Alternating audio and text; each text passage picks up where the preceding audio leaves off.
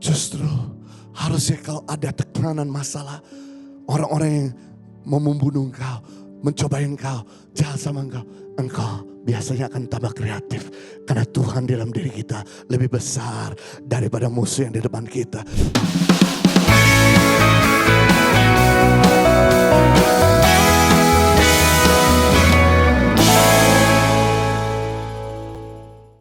Berikut yang keempat, barometer pertumbuhan yang sehat. Melihat ujian dan cobaan sebagai kesempatan untuk bertumbuh.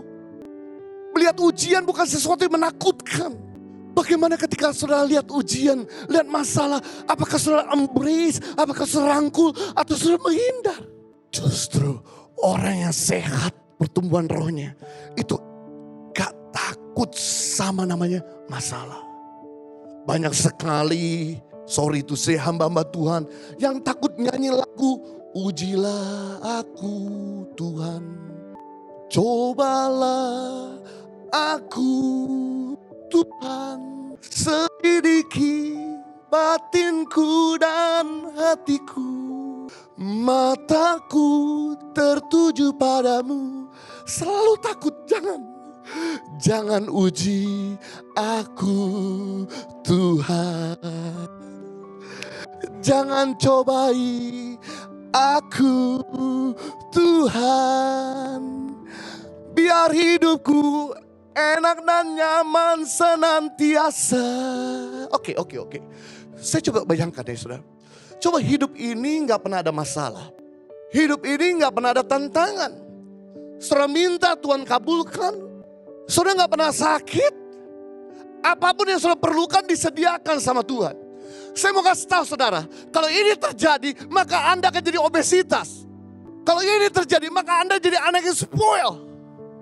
Kalau hal ini terjadi maka Anda akan jadi orang yang gak pernah mau berjuang. Itu sebabnya kekristenan akan selalu bertumbuh dengan sehat ketika datang yang namanya masalah. Gus Dur pernah berkata begini, waktu dia hidup, jangan tekan orang Kristen. Waktu kau tekan orang Kristen semakin berkembang. Benar juga, di negara-negara yang banyak penganiayaan terhadap kekristenan, justru kekristenan semakin berkembang. Tapi di negara-negara yang hidupnya nyaman, kekristenan mulai mati dan melempem. Di Eropa banyak gereja dijual. Di Eropa banyak gereja yang gak mau diisi sama orang-orang. Why?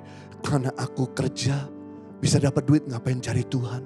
Justru masalah pandemi kemarin sedang menyadarkan manusia, uang tidak bisa menyelamatkan kamu. Orang yang kamu andalkan tidak bisa menyelamatkan. Tapi Tuhanlah yang harus kau punya. Sebab ketika kau dipanggil sama COVID, kamu pergi ke surga. Wow. Saya senang sekali Bapak Ibu. Ternyata yang menghantar Daud jadi raja itu bukan istrinya, bukan teman baiknya Jonathan. Yang menghantar Daud jadi raja itu bukan pegawainya. Yang menghantar Daud jadi raja adalah Goliat. Justru Daud dipromosi ketika dia berhadapan dengan namanya masalah yang besar. Saya beritahu, Tuhan yang ada dalam dirimu lebih besar daripada masalah yang ada di depanmu. Berikutnya, yang membuat Daud kreatif menulis banyak kitab Mazmur, itu bukan pada waktu Daud nyaman. Daud waktu tinggal di istana Raja Saul, dia tidak pernah menulis kitab Mazmur. Tapi ketika Saul berusaha untuk membunuh Daud, mengejar Daud, menikam Daud, justru disitulah Mazmur-Mazmur indah Daud tulis. Mazmur 57 ayat 6, tinggikan dirimu mengatasi langit ya Allah, biarlah kemuliaanmu mengatasi seluruh bumi. Mazmur 62 ayat 2, hanya dekat Allah saja aku tenang, daripadanya keselamatan, hanya dialah gunung batuku dan keselamatanku, kota bentengku, aku tidak goyah.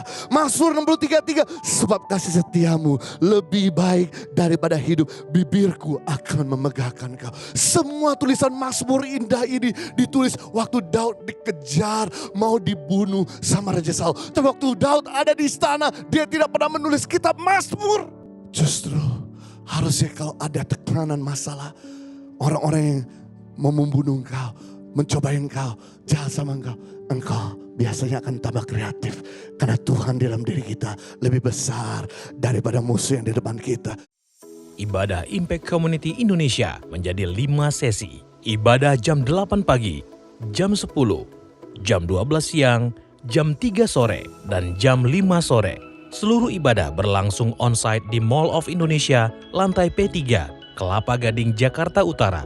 Bagi jemaat yang ingin mengikuti secara online, ibadah live streaming dapat diikuti pada pukul 10 pagi waktu Indonesia Barat di YouTube Impact Community Indonesia.